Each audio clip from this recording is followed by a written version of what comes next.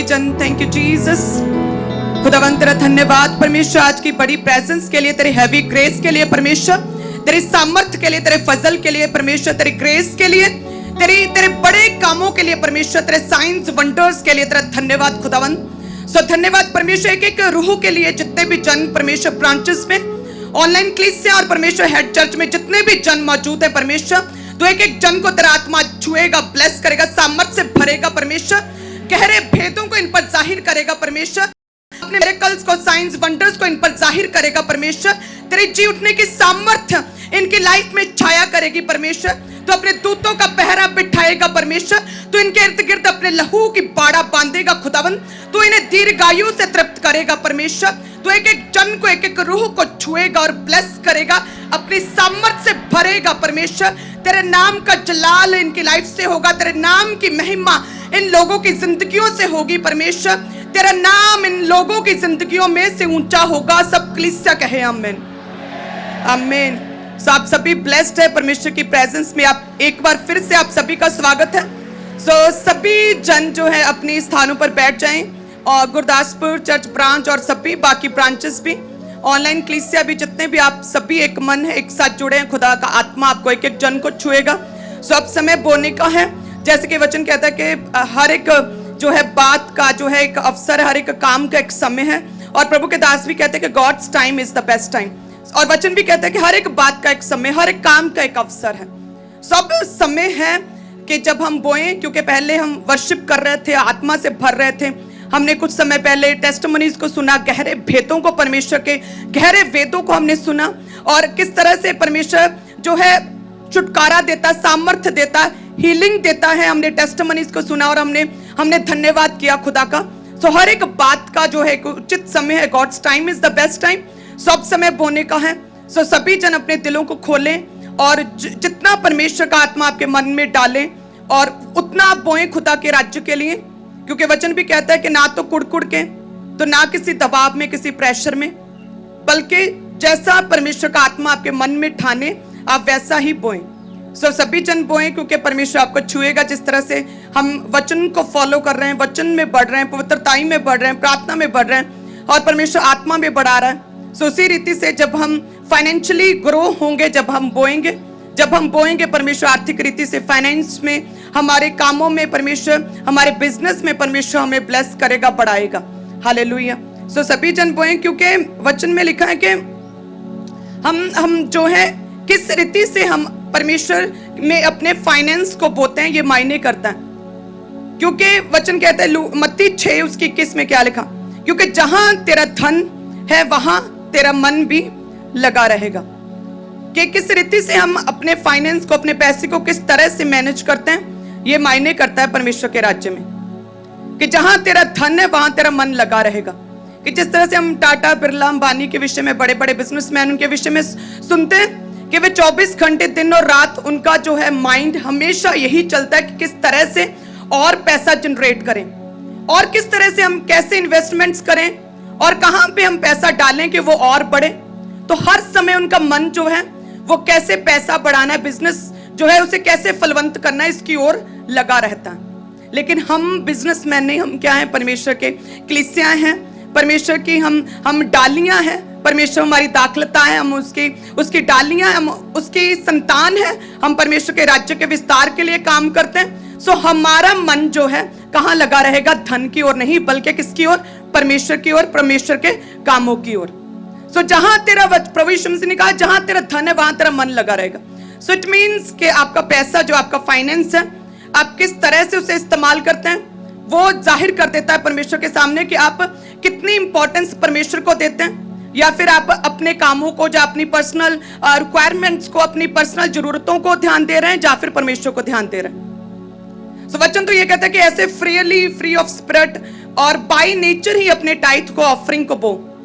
सब अपनी इंस्टॉलमेंट, सारे बिल पे करने से भी पहले जब हम अपने दशमांश को, अपने टाइथ को, अपनी ऑफरिंग को निकालते हैं, तो वो दर्शाता है कि यस, जहां पर मेरा धन है वहां पर मेरा मन नहीं लगा हुआ, जहां पर प्रभु यीशु मसीह है वहां मेरा मन लगा हुआ है। हालेलुया। सो इसी रीति से हमें भी परमेश्वर के राज्य के लिए लगातार बोते रहना।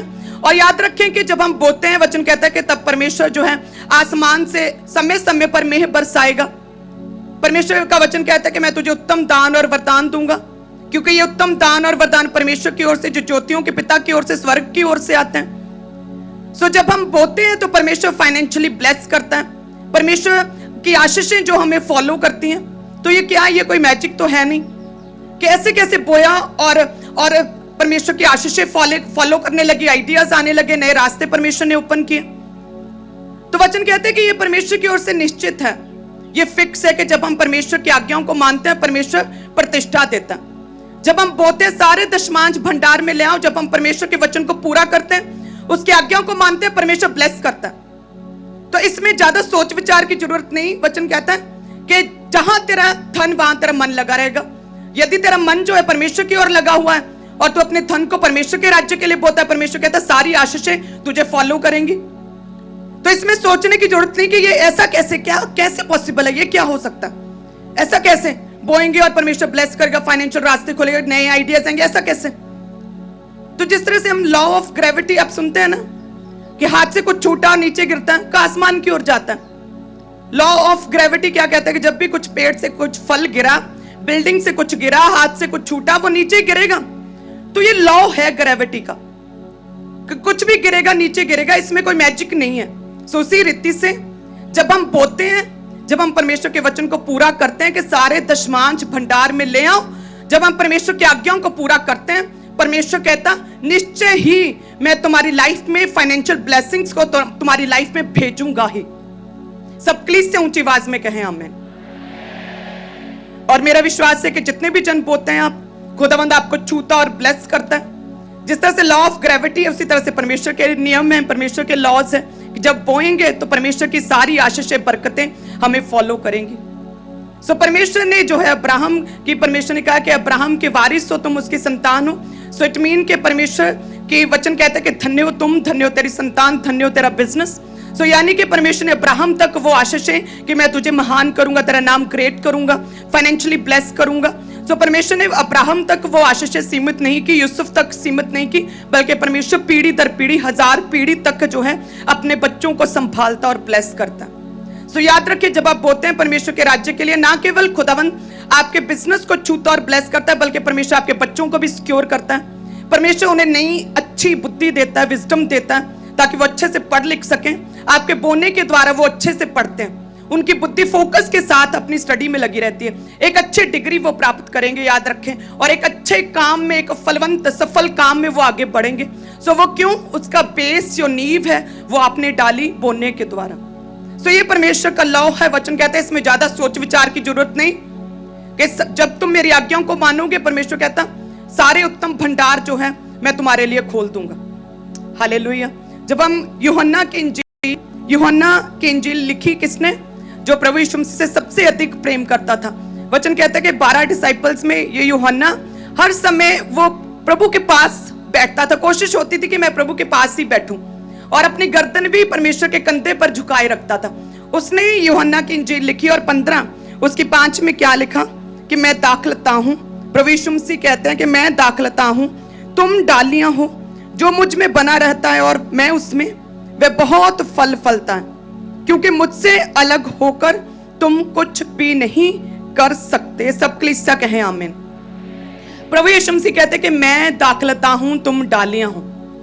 वचन कहते दाऊद के कुल में से मैं एक धर्मी अंकुर को उगाऊंगा। सो दाऊद के कुल में से, जानी के परमेश्वर में जड़ कौन है, प्रभु यीशु मसीह, कि मैं दाखलता हूं, तुम डालियां। वचन कहता है कि जब आप लोग वचन के द्वारा परमेश्वर के साथ जुड़े रहेंगे, तो परमेश्वर कहता है कि मैं तुझे फल दूंगा, तुम बहुत फल लाओगे, मुझसे अलग होकर तुम कुछ भी नहीं कर सकते। वचन कहता है। सो अगर डाली को जो है दाखलता से काट दो और उसे बोलते जाओ कि फल लेकर आओ, फल लेकर आओ, तो ये कैसे पॉसिबल है? क्या हमारे वचन को पूरा किए बिना ये पॉसिबल है कि हम जोर लगाते जाएं फालतू में और वो फल लाए, वो हरी हो जाए? वो तो दाखलता से काट दी गई, पेड़ से काट दिया गया उस ब्रांच को, डाली को, तो वो कैसे हरी रह सकती हैं? उस पर कैसे फूल पत्ते कैसे उग सकते हैं?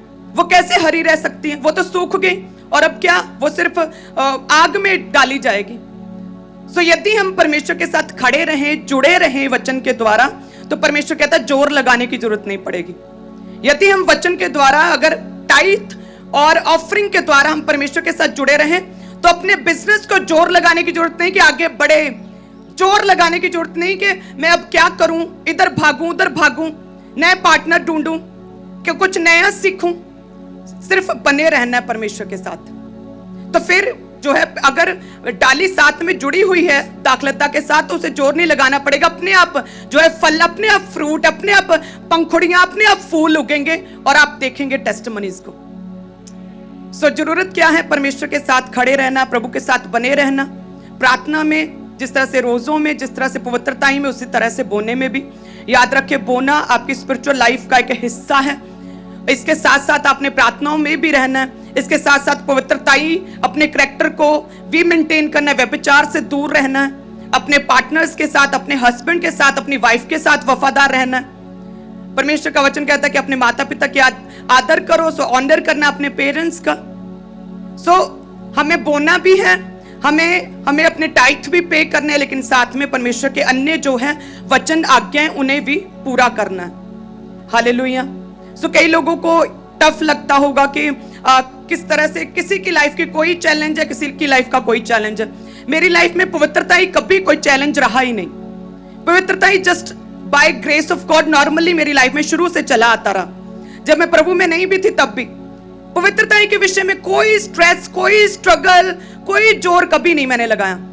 सो हो सकता है किसी की लाइफ में पवित्रता ही मेन चैलेंज हो।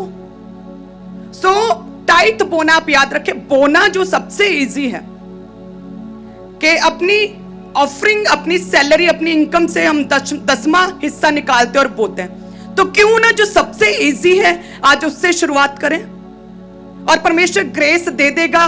बाकी चीजों में, पवित्रताई में, प्रार्थना में, प्रेयर वॉरियर बनने में, आगे बढ़ने में परमेश्वर ग्रेस अपने आप दे देगा। सो क्यों ना जो सबसे इजी है बोना, उससे आज शुरू किया जाए। हालेलुया। क्योंकि वचन कहते हैं कि परमेश्वर हमारी टाइथ को, हमारी ऑफरिंग को जब हम बोते हैं तो परमेश्वर उसे देखता। सो अपने दिलों को खोलें परमेश्वर के राज्य के लिए और बोएं, शुरुआत करें आज से, क्योंकि सबसे इजी मैं ये समझती हूँ, बोना सबसे इजी है। और जब हम बोते हैं परमेश्वर वाकई हमें देखता, हमारी प्रार्थनाओं को सुनता, हमें सिक्योर करता है, और फाइनेंशियली भी परमेश्वर हमें ब्लेस करता है। हालेलुया। सो सभी ब्रांचेस भी अपने बेस्ट सीड को निकालें, क्योंकि अब समय बोने का है, यानी कि परमेश्वर का भवन भी बन रहा है, यानी कि रोज जो है डोर टू डोर एवेंजलिज्म हो रहा है। सो अभी काम बहुत तेजी से परमेश्वर का हो रहा है। सो याद रखिए कि 2 साल बाद शैतान को दौरा पड़ता है, और जब भी शैतान को दौरा पड़ता है तो परमेश्वर एकदम से मिनिस्ट्री को एकदम से ऊंचा कर देता है। सो वो समय है जब परमेश्वर ने ऊंचा किया, इतनी स्पीड से प्रभु का काम आज के समय में मिनिस्ट्री के द्वारा हो रहा है जो मैंने कभी नहीं देखा। हालेलुया। सो बेस्ट टाइम है कि सभी कलीसियाएं भी परमेश्वर के साथ जुड़े, प्रभु के कामों के लिए आगे बढ़े। हालेलुया। याद रखिए कि प्रेरितों के समय पर कलीसियाएं जो हैं, प्रेरितों के पांव पर अपनी धन संपत्ति को ऐसा लिखा कि वह रख देती थी। सो पौलुस ने बड़े अच्छे सिस्टम बनाए थे चर्च में। उसने अपनी टीम्स इकट्ठी की थी जो कि लोड़वंद, जरूरत है जिन लोगों को, उन्हें वो पैसा देते थे। कुछ पैसा इवेंजलिज्म के लिए जो है वो यूज करते थे, कुछ पैसा जो है पास्टर्स के लिए दे देते थे। सो उसी तरह से परमेश्वर ने अपने दास को भी ये मसा दिया है कि चर्च में पूरा सारा मैनेजमेंट सिस्टम अच्छा है। सो आपको किसी के पास जाने की जरूरत नहीं, आप चर्च में बोल सकते हैं, और उस पैसे को, जो अच्छा मैनेजमेंट सिस्टम खुदा ने बनाया, उस सिस्टम से होता हुआ आपका पैसा जहां जहां देना है परमेश्वर ने वहां पे देगा। हालेलुया। और याद रखिए कि परमेश्वर किसी की मजदूरी नहीं रखता। जब आप बोलते हैं परमेश्वर आपको ब्लेस करता, पे बैक करता है। और उतना ही नहीं, बल्कि परमेश्वर कहता उमड़ता हुआ मैं तुम्हारी गोद में डालूंगा। ओवरफ्लो ब्लेसिंग्स परमेश्वर देने की हमारी लाइफ में सामर्थ रखता है। सब कलीसिया कहें आमीन। सो सभी जन अपने टाइथ को ऊंचा उठाएं।